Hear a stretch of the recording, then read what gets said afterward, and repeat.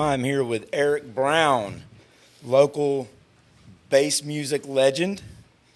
Erik, you're responsible for a lot of parties. You're responsible for bringing the dubstep sound to Louisiana.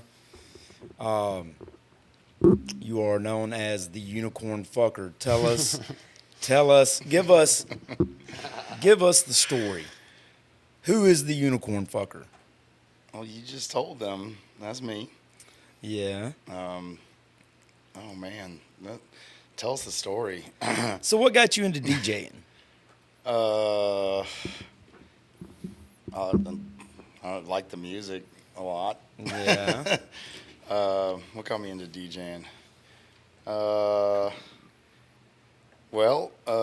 Basically, I had a friend, I guess it was high school, who won a DJ in a box setup at his church raffle. Really? How ironic. And it was like, Gemini belt drive turntables.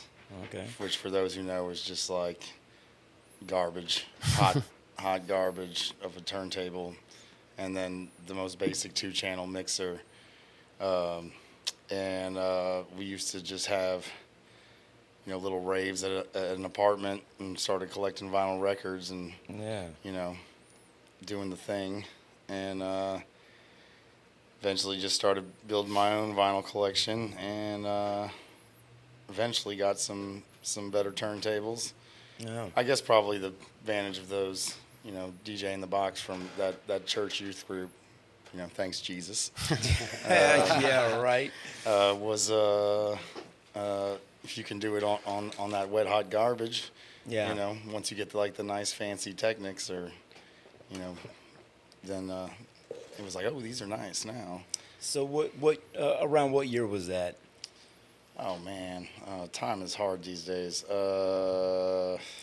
I think we met in like 2011. No, way before that. Was it way before that? Yeah, but church started in 2010. Oh, okay. Yeah, Yes. you're right.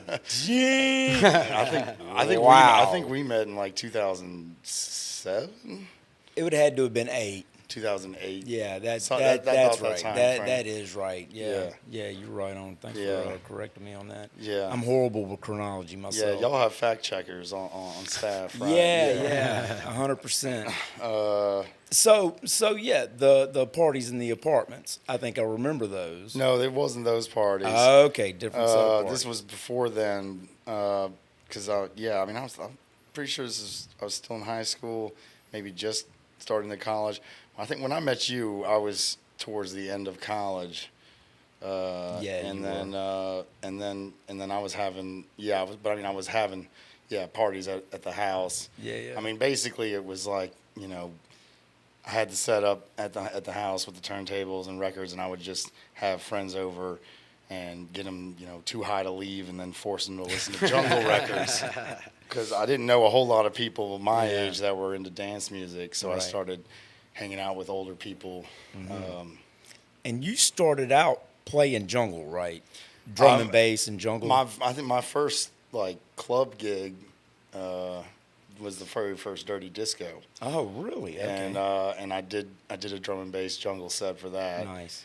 And I didn't play vinyl out much. When I first started, I was, but it didn't last that long, because then after that, Serato came out and everything. Yeah. And it was like, oh, I've already got all this stuff. Now I can just get, I got a laptop. I just need the sound card, and now I can play all the digital stuff. So the vinyl thing was a hobby for many years, or the bedroom DJing. Or in my case, it was in my living room. But so it was just fun. I wasn't ever expecting it, but then I ran into, basically, I met Chris Gomez, Herb Christopher, and I was like, well, this guy's fun. Yeah, big shouts out to Herb Christopher. And he had the Anti-Pop tailgate thing. That's where I met him. And then it was like, oh man, just people around that like to listen to the fun rave music. Right. At LSU football, and And they Yeah, just, yeah. Chris had no shame in it. He was just like, let's rave this tailgate. I mean, it was like perfect because it was, you could have loud music in public. Yeah. And of course, he would set up real early, and then, there'd be some other people come set up, and they would quickly realize, oh no, and then they would move their tailgates further away. We had a lot of space. Nothing like a little sound clash at your local college football game. Well, and he's trying to bring out all the club speakers, so Right. and then it would be going on from the night before, well into and after the game into the night. Yeah. You had a few of the people that were going to the football game, but for the most part, for the rest of us, I remember just being like, "There's a game today." Right. Right.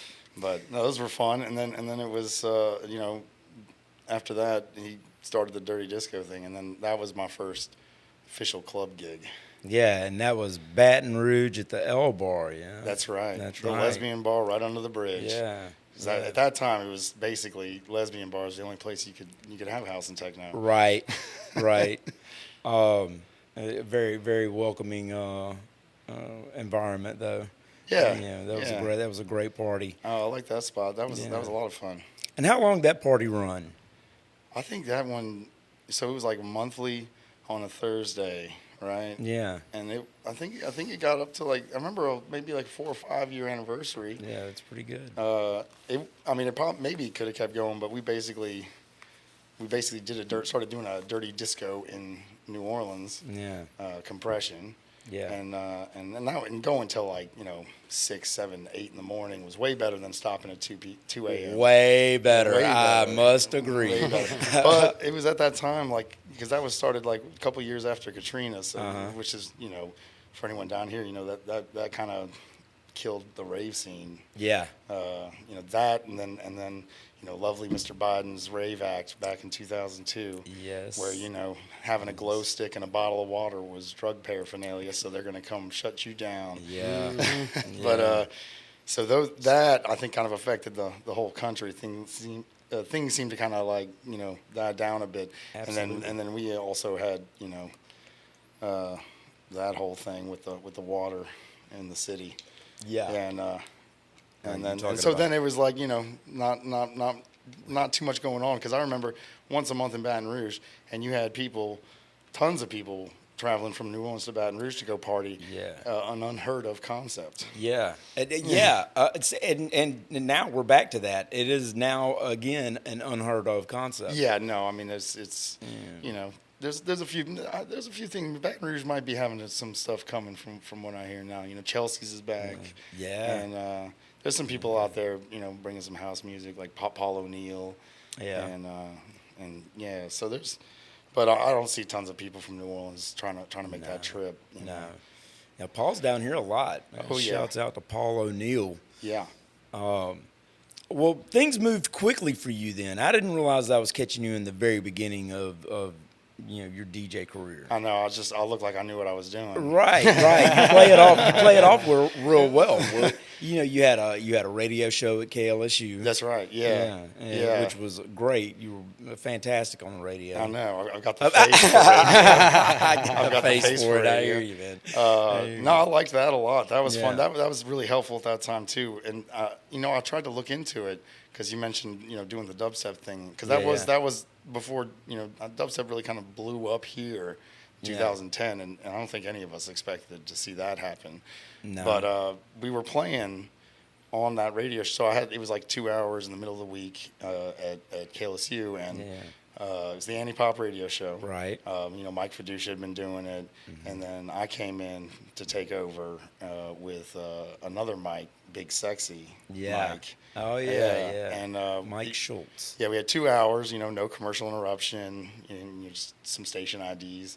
And but we had the live room because they got a nice radio station at LSU. Yeah. And in the live room, we'd set up a couple monitor speakers and the whole rig, and just proper live DJ and nonstop music. A little interview in the beginning, like say this is whoever and whoever. But we were playing dubstep on radio, and I've tried to look into it, but I'm not a professional historian or anything. But I don't know I don't think there was much dubstep on FM radio at that time. So I can't imagine I if there was. I remember getting the phone calls and people going like, "What is this?" Yeah. You know, and of course one of my heroes was Marianne Hobbs from BBC Radio One. So I was just trying to kind of do that whole thing, you know, and exposing people to the dance music thing. And Right. Yeah, I mean, I got involved pretty quickly, and you know, at that time there just wasn't much going on. No, but that quickly led to Swamp Womp. Yeah. Well, yeah. So, I mean, you said earlier, you know, like responsible for bringing like bass dubstep around, but you know that's not true because our homegirl Roxanne is the queen of she's the queen first of lady of dubstep. dubstep. That's right, for sure. Yeah. And shouts out to Black Swan. That's right. And but so she started our little crew, Louisiana Dubstep. Oh yeah. I didn't know he was going to be on camera, and I happened to be wearing the shirt. But right. That's convenient. It's good promo. You know, I'm sponsored and everything. I had to say something. Yeah. But shout out. Yeah, but so she you know, she threw the first dubstep parties down here with Jamie, rest in peace, Warmack.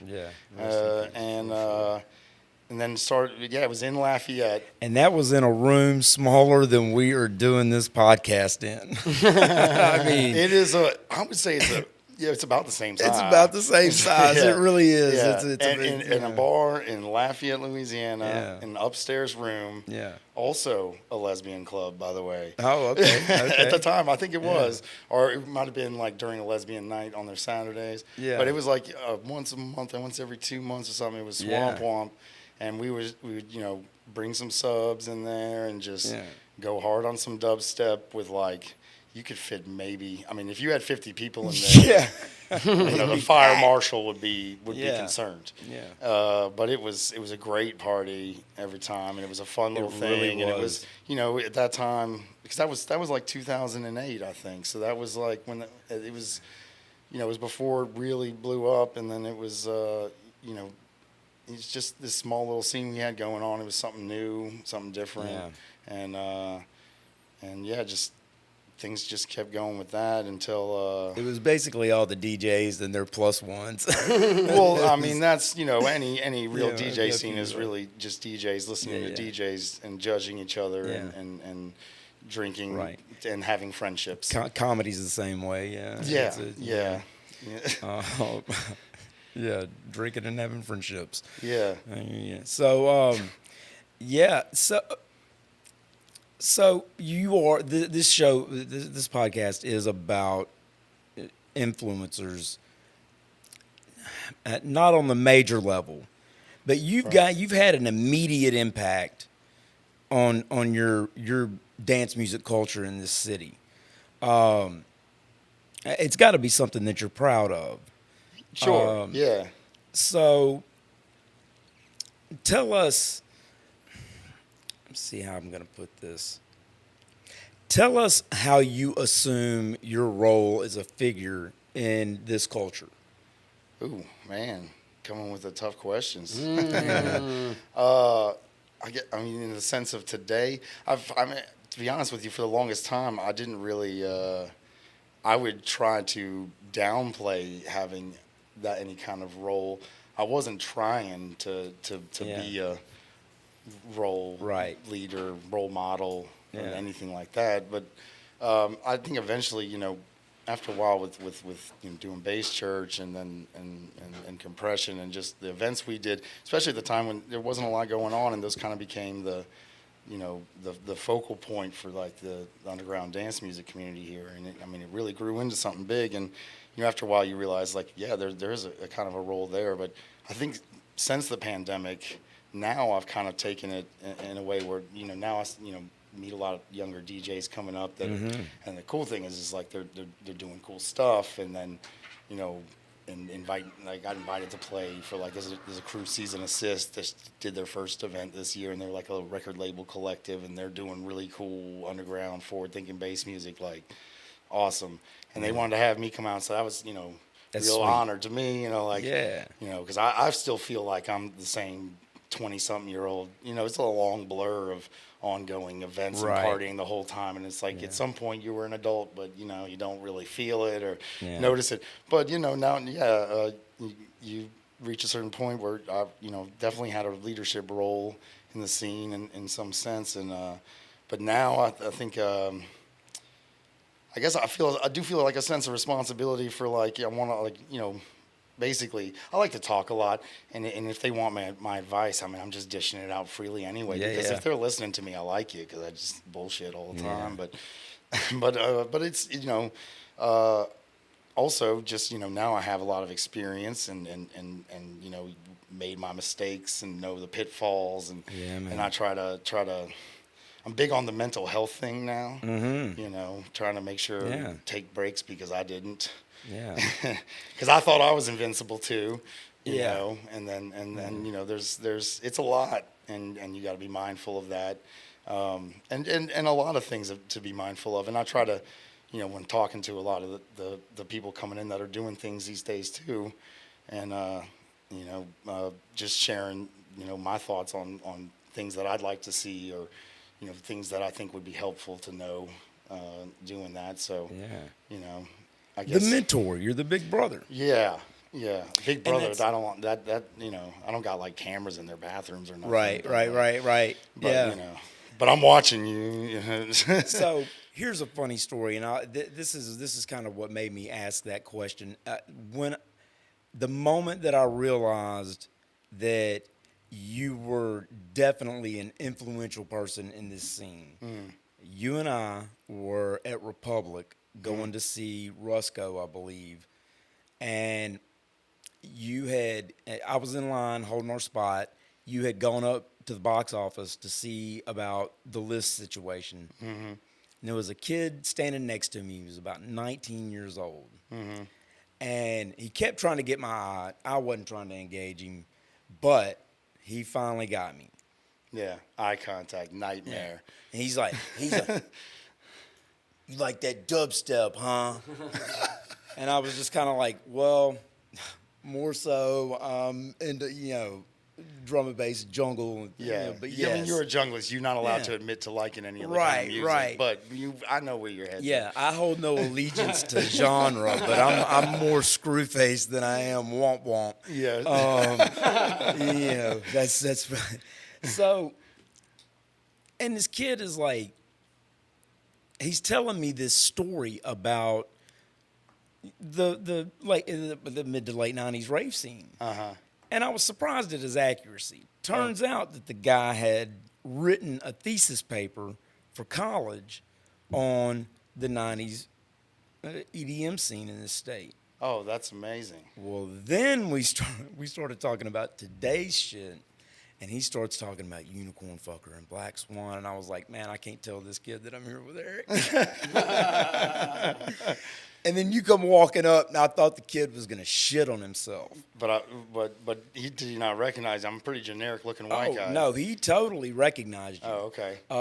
And then I introduced you to him. I don't expect you to remember any of this because it's a while back. But I remember sitting there and going like, "Holy fuck, that's where I'm at in life. I've lived something that now people are doing thesis papers on. We've made history." Made history. Yeah. And and I've been, I guess privileged to experience a couple of different waves of this thing. Firsthand and up close. Right. Yeah. And even more, I don't want to say more personal, but on a more individual level, as being a flower guy for you, well, I say you and Gomez, and really anything y'all did, I was always there to help us promote, hustle the info out there, man. Really, really proud of the work that you did. At Base Church, man. I mean, thanks, Daddy. Yeah, I mean, call me Big Daddy if you're gonna be Big Brother. If you're Big Brother, then I'll be Big Daddy. Well, you talking about mentors and all that stuff, man. I mean, I don't know if you remember, me questioning your ass off when I was running into situations on how to navigate and deal with this. Yeah. But you did some mentoring yourself, No, so I appreciate that. Yeah, man. So I mean, you need to be interviewing yourself over You here. Influencer question. maybe one day. Maybe Maybe one one day day. I'll interview myself. Let me get a couple of other ones out of the way first. Yeah, man. I know at one point that it is kind of weird because I don't DJ or produce or any of that. I was always just kind of doing real work. A party goer. Yeah, I love promoting, man. I mean, follow me for fun. Go make some friends. Yeah. But I know that at one point I had put in more miles with you on the road than anybody else. Oh yes, early on when we was hitting the regional, spots, hitting road tripping it. Yeah, man. I mean, we did Austin twice in a 2-week period or something. Oh like that, yeah, man. It was crazy. We were putting in too many miles on the road. Yeah.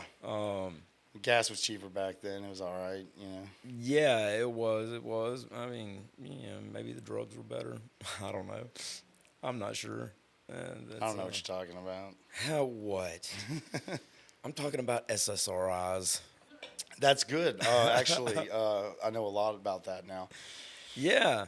So let's delve into that a little bit, if you don't mind. Yeah, sure.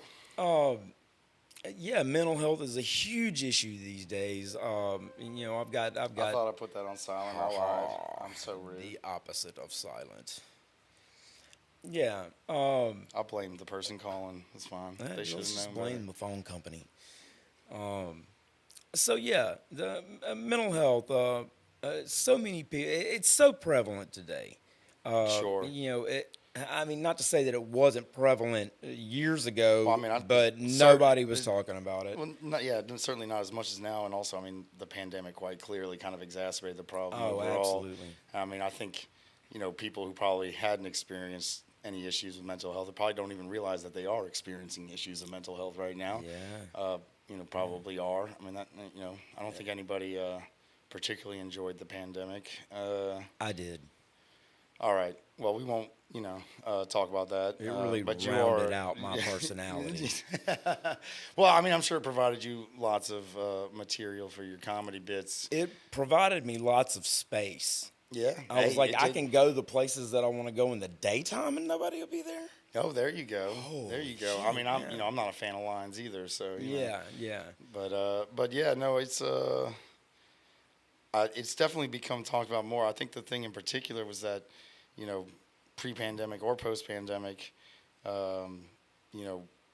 it's been a crisis in this country for a while because healthcare, you better earn it. Yeah. But it's in the music industry in particular. I don't remember exact statistics or figures, but it's definitely on average a far greater percentage of people in the music industry experience mental health issues than the general public. But and there's a lot of reasons for that. I mean, it's a hell of an industry. Yeah. Wild Wild West and all that. And it's very ego driven in a lot of ways. It can be for sure. When egos rise up, man, it's, certain ones are gonna feel the negative effects of that. Yeah. So what do you, so far as conditions, what do you deal with? Depression or? Oh, I've got the classic trio: depression, anxiety, ADD, ADHD, whatever. But I like to, I'm all about the classics. Yeah, I hear you. Yeah, those are definitely the classics. Those are, that's the ones I'm aware of. So did that bleed over into any performance anxieties or? Yes and no. I think getting on stage, I think most people have anxieties with that.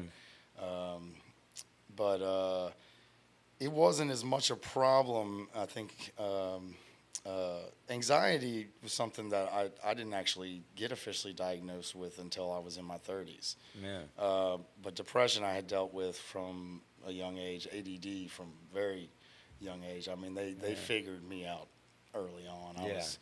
I was a weird one. And, it was the anxiety thing. I think definitely got worse with the nature of the amount of work that was involved in everything I was doing, and then the lack of attention to my mental health. That I wasn't. It was in the back of my mind, I know like. I got problems. I should probably deal with those, but I'll get around to that. And then, I dealt with everything else. The stress, the financial stress was a big one for me because, but for a select few in the industry, I think everybody else is kind of scraping by. Yeah. And it always felt like kind of organized chaos overall. There's not a lot of structure, and with the ADD, I'm not real good at providing structure for my own life. You know? But I can jump around to a whole lot of topics and get a whole lot done inefficiently throughout the day. Yeah. And it seemed to work for me. So I did things, but it was a chaotic, a nonstop. You love what you do, so you don't feel like you're working, but you're working like all the time. It's definitely a labor of love. Yeah, and I burnt out like anyone would eventually, and the pandemic kind of was what forced me to stop and made a break I didn't know I knew I needed, but I didn't realize how badly I needed or how badly I was burning out, and that provided me the space to finally really kind of address it. It was like an awful situation in time, but, it didn't have much else to do. And even then it took a while for me to really, get another problem with mental health is access to it. And, with the music industry, healthcare, that's just not in the job. There is a free drug policy, but there is no healthcare plan. Right. But I hear you. it's and not necessarily a good drug policy, but you got to be careful with that. That also can be a contributing factor to the mental health status of the industry. I think there's also a dynamic of I got to do a lot of cool opportunities like touring around, but I wasn't like on the road like 200 days out of a year like some of the big name artists are. Yeah. But I've been able to go on some pretty cool tours. I'll be gone for like a couple weeks here, or I think longest would have been like a month and a half. What's your favorite out of town gig that you've played? To pick one. I think probably it was in Croatia, Outlook Festival, which I've gotten to do a couple times, but this particular year, and I don't remember what year it was, but it was a while ago, but it was Youngsta, Youngsta. It was his 30th birthday. So this was actually probably about 7 years ago. He's not really a Youngsta anymore. Yeah. But it was his 30th birthday, and so at this festival in Croatia, and it's, which is a beautiful, beautiful country. It happens on this peninsula, or it used to anyway, in Pula, Croatia, I believe is the location. And it's like a 7-day, like a week-long festival. There's beach parties. There's parties in force. There's parties in this 18th century moat, in the fortress, in the dungeon, and awesome. It's something else. But they got boat parties. They have a harbor, and they have boat parties going on all day with like 3 boats coming and going for a few hours. And so Youngsta had a boat party for his Contact party brand, and the lineup was Youngsta, Jay Kenzo, Truth, I think Proxima, Icicle, LX1. And then, like Unicorn Fukr right there to just ruin the lineup. Right. Like names. But which was, was a lot of, all those people are like, musical heroes of mine. Yeah. Some of them have become friends over the years, which is also a crazy thing that I've, gotten to meet and work with so many musical heroes and have a lot of fun times with them. And so that gig, which on a boat party, there's no bad set time. Yeah, right. I believe that. But it was at Sunset, and Youngstead invited me to come open up his 30th birthday party on this boat in Croatia. Dude, that's I'd say rad. that was pretty awesome. If I had to say any others, I think Bass Coast in Canada Uh-huh. was a top gig, and yeah, there's been a lot of other ones that have been really amazing. But yeah, probably those I'd have to say were the highlight. Right on. You know, Right on. extra fun. In that party in particular, when I got to Croatia, I took a flight from Vienna, and when I arrived, I had a serious infection in my face, like, what I thought like, maybe a pimple, which was turned into just a nightmare, Yeah. and ended up in a Croatian hospital, and had to have an IV. And that stayed in my arm through the week, where I had to go back to the hospital twice a day during this festival to get more, serious antibiotics, and had, a bandage on my face. And that's what I looked like when I played my favorite gig ever. Right. But, at Yeah. that point, I had traveled, I don't know how many, 3,000 miles or something like that. Yeah. I was like, I'm going to play this gig. Yeah, right. Yeah, I hear Yeah, you. I'm not gonna, but which ended up fine. It was great, but the photos, memories are great. Yeah, yeah, yeah. So you ended up starting a production company, Mane and Tell. Is it? Close. That's not. It's not Mane. That's a shampoo. That's a shampoo. It's Horn and Tail. Horn and Tail. Horn and Tail. Yeah. Yeah. And so what all does that house? Is that just your music production, or So that would be, basically, throwing parties with Roxanne, with Chris. I never really had my own brand. We were just kind of doing it under other brands, and Right. at a certain point, I realized I kind of just wanted to have my own company doing it. But basically, it's a music event production. Okay. I would say would be the nature of the company, and so that's the company, me. Yeah. Yeah, Responsible yeah. for doing Bass Church, and is partnered with Chris Antipop on compression. And then, if I've done some one-offs under my brand, just random parties with for whatever, yeah. And so that would be Horn and Tail would be Okay. my company, and yeah, that's what that's about. And I guess the Horn and Tail thing kind of, works. References to certain mythical creatures are quite obvious there. Yeah, yeah. But Yeah. I don't know. It sounds Definitely. fancy though, right? It does. Yeah, It's it is fancy. It is a great brand name. I love the logo. It's a memorable. Credit for logo goes to Narisha Johnson, who Oh, right also is done pretty much all the logos for me.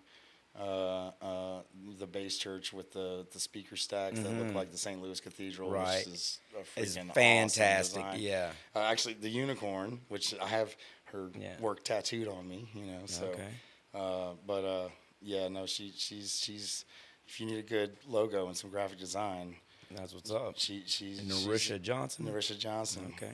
Okay. The most badass grandma you'll ever meet. Oh yeah, she's a grandma. She'll be mad at me for saying that, but she's Yeah. a grandma. No shame in that. No, not No at shame all. in that. I've got one myself.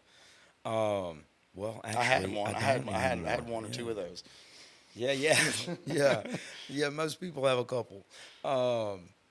So, when I met you, you were playing both house and I say both. You were playing all dubstep, jungle and drum and bass, and house music. And then you started to gravitate towards a different sound, still rooted in house music, but more bass heavy than any house music I'd ever been used to.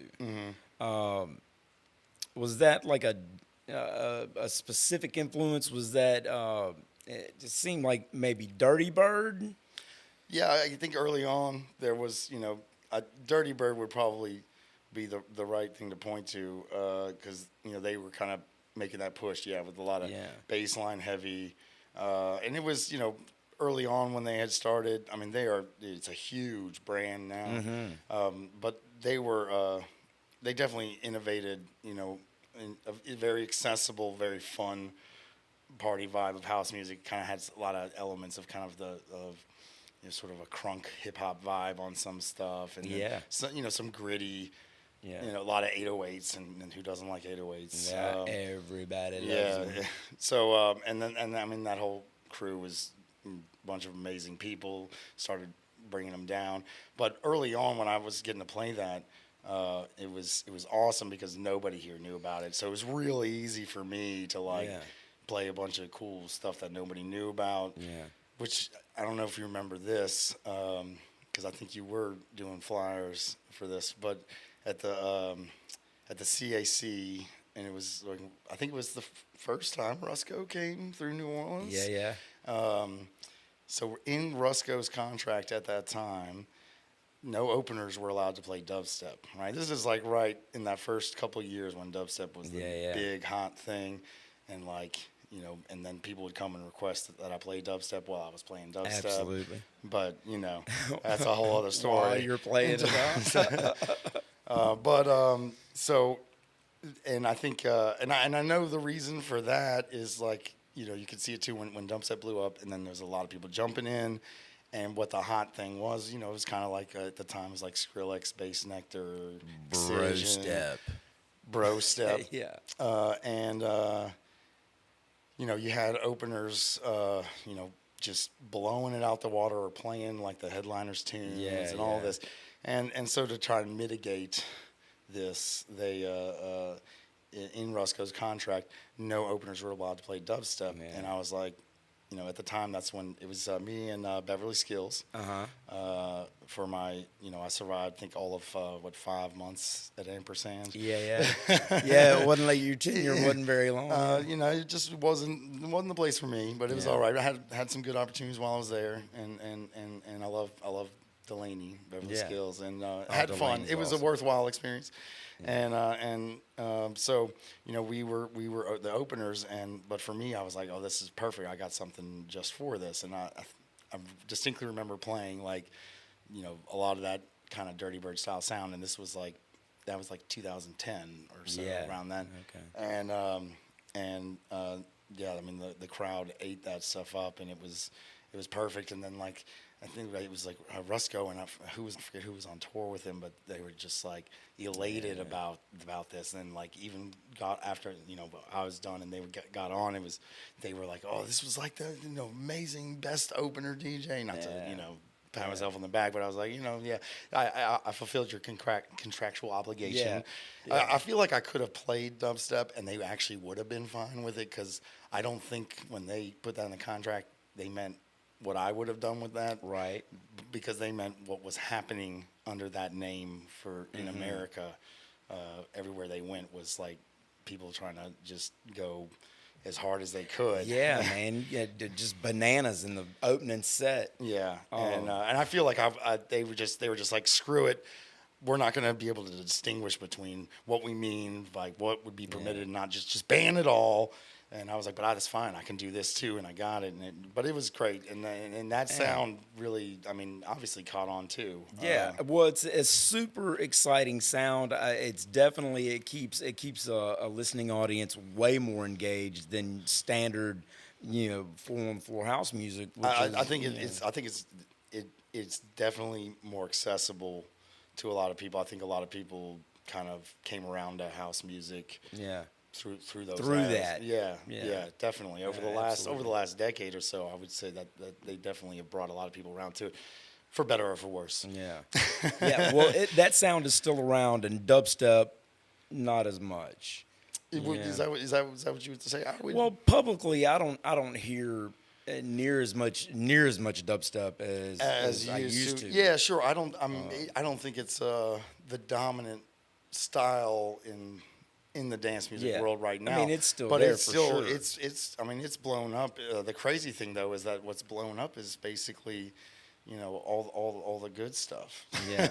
And you've got Truth now basically have their Deep Dark and Dangerous label is like, just Killing the it, top one around here. I mean, it used to be a time that if you had like some Truth or Deep Dark and Dangerous apparel, like I knew you or you knew us or Yeah. now I see it out and about and it's just everywhere and I don't even know who these kids are. Right. It's Well, like, that's how a do you great know thing. about that? That is that's No, that's an a great awesome thing to see. It's amazing. But so I would say like dubstep and bass music is going strong, and if anything, because it's not the most, it's not the flavor of the month, that it tends to be better musically overall when it's not the flavor of the month. Well, it should be musically better. It kind of leaves it to all the people that were kind of there trying to do it because they were doing it, they loved it, Yeah. and it wasn't just, you tend to get when something gets popular or hyped on, a lot of people trying to fit that formula and get on that hype, and they think that that'll help, not to say that that's necessarily a bad thing or whatever, it is what it is, but just that overall you have less people that are there trying to innovate and doing it because this is their style, their flavor, they're in it to win it, and more just like a passing fad for some other people. So now that it's not the flavor of the month, it's nicer for me, less to dig through. Yeah. Well, and, I mean, and better quality overall. and we've been fans of music that weren't, the mainstream for forever. Yeah. I tell you what, I'm really glad to see has happened with fans of dubstep is that a lot of them have backtracked and found their way into drum and bass and jungle. I feel like that's happening a lot right now. a lot. Yeah. And I think part of it too was a lot of the innovation that was ongoing on the sides. I mean, like you see with like Ivy Lab, for example, or Alex Perez and EPROM and a lot of the halftime stuff that was going on, which was just kind of in between, that the bass music and drum and bass. You had the tempo in halftime. I mean, it's not hard, but it kind of, I think, brought people to that tempo range, and like they would drop into, they also produce drum and bass, and I think people started to, younger audiences were catching on to it, and I mean, even more recently, we just had LTJ Bookham. Yes, and thank you very much for that. That was a really good show. I'm still kind of on the high from that. What a good time. The top sound. I mean, you can't go wrong with LTJ Bookham. An He's absolute legend. That about, I don't know, six or 7 years ago, I don't think any of the younger ravers really knew that much unless they were super nerd, and interested in the history of the music. Yeah. His tour this year, I mean, he was at Tipper and Friends twice, massive tour. I've been randomly meeting lots and lots of younger people. They all know who he is now. Yeah. And I couldn't have said the same thing, 5-6 years ago. He would have been, he'd get the old geezers like yourself out. As long as I gave it 3 months of promotion time so everybody can plan to watch the kids. Yeah, right. Take off work and you got promoting drum and bass is a different ball game. Yeah, it definitely is. Because you got to make sure you get all 20 of those fans out. You got to get all and they're 20 of grumpy. those. They're grumpy. They are. They're irritable. Screw faced. And shout out to Greenleaf. Shouts to the Greenleaf Selector. Yeah, my favorite grumpy old junglist. Oh man, yeah, he's the best ever, man. He's the best ever. 3 months couldn't get him out for LTJ, but we'll talk about it later. Well, I mean, you'd have to bring. I don't even know what you'd have to bring. A crane to get him out of the house. That would be a fun game of figuring out what drum and bass do we bring. Or, I'm sorry, jungle. Congo Natty. Bring to get Graham Greenleaf out the house. Congo Natty, probably. Yeah, He'd come see that. Yeah. No. Graham, come see us. No, all joking aside, I know he wanted to make it. He actually hit me up while I was with. So I was actually checking LTJ book him into the hotel to let me know Robert Manos happens to be in town. Yeah. And was looking to link and talk to LTJ and mention that. He's like, oh yeah, know him. And so you came through, and then basically, long story short, the magic happened. Because he's an MC vocalist as well. Yeah. So we had him joining the show, surprise Right, last minute. right. That was a nice surprise too. Yeah, Yeah. and it was fantastic. It was. So yeah, the magic was there, man. Yeah. It was all. I think he did a solid 4 hour set. LTJ? Yeah. Um, I mean, I know maybe you're old. You didn't last till the end, so I'm pretty sure. I'm pretty sure it was around a solid 4 hours, which is not common in general for him to do. But he has done. But when he's come here, I mean, extended sets have been the norm now for the last few times that he's come through, which is nice because that's the way we like to do it. That is a beautiful thing. Yeah. It speaks very highly of the environment that you provide for both a performer and a dancer, because that floor was packed all night long. Yeah, that was a really good party, man. I'm really glad I went out to Proper that. dance floor. It was really good, and and the nice thing too is if when he's doing that, he's normally doing like a 90-minute thing. I just never, I schedule myself to close it out. Yeah. And that's how I generally did it with Bass Church, mainly because at that point, is when I put out all the fires, being the promoter, and I can play at the end, and that's fine. Yeah. But also because when we have the guest, we don't have a shutdown time, and I don't have another DJ that I got to worry about them, Yeah. They're gonna want to do their slot, and but I can just let the headliner go. With Danny with LTJ, it was I just don't let him know the time, and he just gets absorbed into it. It's like gambling or something. And I'm just like I'm never gonna tell him the time until and then but I'm there to relieve him. Yeah. But because he did message me at one point in the night, it's like, oh, I think I might be done. And I went up to check on him and everything. But as soon as I got there, I had a hug and everything. And he's like, no, I'll play some more. Nice, I was like, nice. all right, yeah. But no, it was. Yeah, if he's going long, the vibe is there. Yeah. It's everything's good. Yeah. And yeah, I don't know. What a great show. Yeah, I definitely try to catch LTJ anytime I can. I don't know if I've ever told you this, but progression sessions. Yeah. Yep. That and an old school mix collection called The Jungle Book. Those two things are what got me into jungle sound. Before that, when I originally heard jungle, it made me paranoid as hell. I mean, sirens in the place, like I don't need that. Sirens and chaotic drum samples and then I heard progression sessions. Yeah. And everything made sense to me. It was just like, oh my God. And then to have a little smoother, a little sexier. Oh, it was so sexy. It was so sexy. And then oh my God, yeah. MC Conrad navigating that whole thing. Yeah. Oh man. Yeah. I'd never heard mixing. I'd never heard mixing like that. Yeah. And then collaborators just I mean, seeing him live, man, it's captivating. He seduces you, and I didn't know that a man could do that to me. Yeah. But he has a few times. He opened your eyes to a world of emotion Man, you did not know you could experience. You can literally close your eyes and listen to him ride LTJ's beats, and you will imagine a world that is fitting of that sound.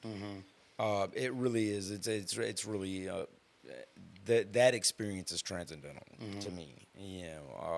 And therefore, I will always show my appreciation to LTJ for sure.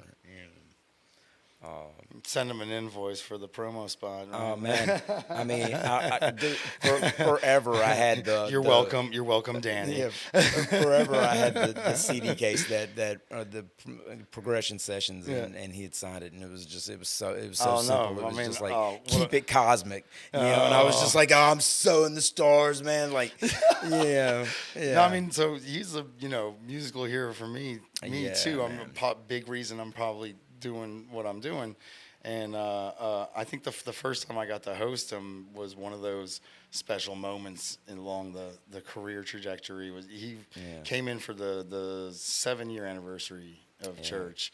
I remember and that. That yeah. place was packed. Oh, it was, and he had not been in New Orleans since before Katrina at that time. At the And Palace, huh? Was the last place he had the last played. place he Yeah. had played. And I think, if I remember correctly, it might not be wrong, but we'll have to get the fact checkers and historians on it. But he was gonna have a show that I think was canceled by Katrina. Really? Yeah, if I remember, and I think like. Oh, yeah, and I- absolutely. and I think, yeah, I think you're right. I think like Donovan recognized was gonna be performing on that one too, and then Yeah. but that's who I think informed me of it. But yeah, it was a special one to have him there. And we launched Bass Church was launched initially on my birthday, and Yeah. which was a great way to kick off a party, guilt trip all your friends into coming, because it'd be Yes. really rude if they Yes. didn't come for my birthday. Absolutely. And you were there for that because you definitely. I 'cause wouldn't have missed it. no, I would not have missed it. because we had some good chats that time. Yeah. But and looking back, man, always crazy, huh? From that night till now, still blows my mind. Yeah, it amazes me, man, that when I just passing out those flyers and promoting that party, I would have never thought that 9 solid years Oh, what is that's I mean, we just did our 11-year anniversary. Yeah, but like- before the yeah, pandemic, yeah, but- just straight yeah. up, yeah, just uninterrupted. yeah, for every on a Sunday, Sunday every night. week. It was really irresponsible. Yeah. Monday mornings were ruined. We definitely corrupted the youth. They You were were supposed right. to be a mentor. You were a bad influence. I was a bad influencer, Yeah, which is what you've gotten me here for. Yeah, that's exactly right. But that LTJ show. So since we had launched it on my birthday initially, the anniversary of the shows every year is Yeah. usually around that time, and he took me out for my birthday. And I want to say it was almost exactly about 20 years since I remember first listening to him and him being this huge, musical Yeah. hero of mine. And then to that point where now he's taking me out for a birthday dinner, and that was like, that was a. So is that the pinnacle moment? Yeah, that was when I could be like, so see, Mom, I did Yeah, some stuff. yeah, But she yeah. wouldn't have understood it. It didn't Yeah, matter to her. no. No, but it mattered. It was nice to me. It was that was a pretty cool thing. And they say don't meet your heroes, and you shouldn't. He's a complete jackass. No, he's a lovely. Yeah. Danny's a complete sweetheart, and it's lovely of him to come even do these kinds of shows when Yeah. if you look at his for as a big an artist and influencer and pioneer Yeah. and innovator as he is. Yeah, and- that's and- the influence. I mean, for sure. And for where he plays, that he's still down to come get down with us. Yeah. Oh yeah, I just kind of lost the channel. Yeah, I'm not sure what happened there. We have technical difficulty. I can't hear out my right side. I don't know that I ever Did did. our age just catch up to us right now? Yeah. Both of us at the same time Yeah. need hearing aids. That's I'm still not getting the right side. It's like, yeah, it's a little. There it is. That's Oh, it. now it's gone again. Back to what you. That's it. Yeah, oh yeah. There we are. That's all the way. That is all the way sound. Yep. Back Yeah. to it. Yeah, Yep. oh yeah. Solid. Yeah. I was starting to think I had the Bell's palsy again. Yeah. That's how we do. Shouts out to AJ Bell and Pickle in the house. These guys here. So let's see. Pinnacle moments. I don't know what the next question is. So let's talk about influence. Definitely Donnie and Disco Productions, Freebase Society was the main EDM influence around here for years and years, Right. and probably still is, swinging more weight than people realize Sure. around here. What effect or what influence did your introduction to all of How this? did Donnie touch me? No, well, I would assume with a bare hand. With a bear, yeah, with Yeah. an actual bare hand.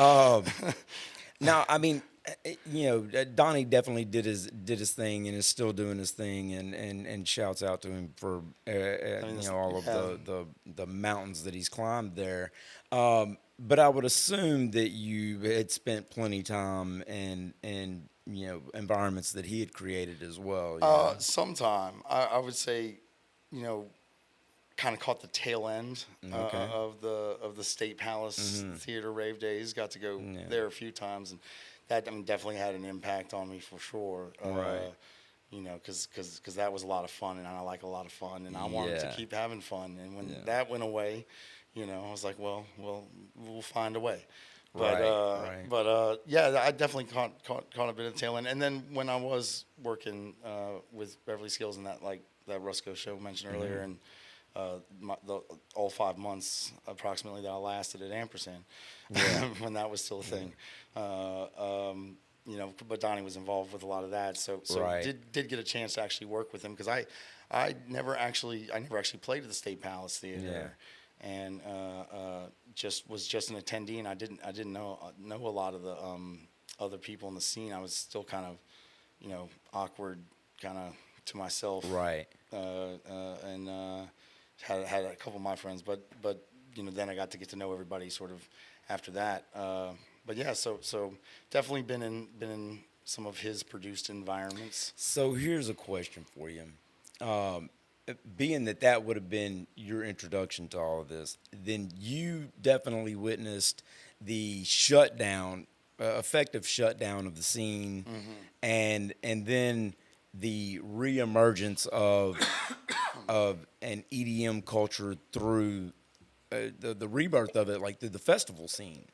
Right. Now, in that, there is a piece of lineage, I feel, that is missing, which would, earlier when you were talking about guys playing, dubstep and just going bananas in the opening set and playing the headliners tunes, and those are all things. I think that those are like respects that those newer DJs would have learned had there not been that skip in the link that took that influence out and that guidance out.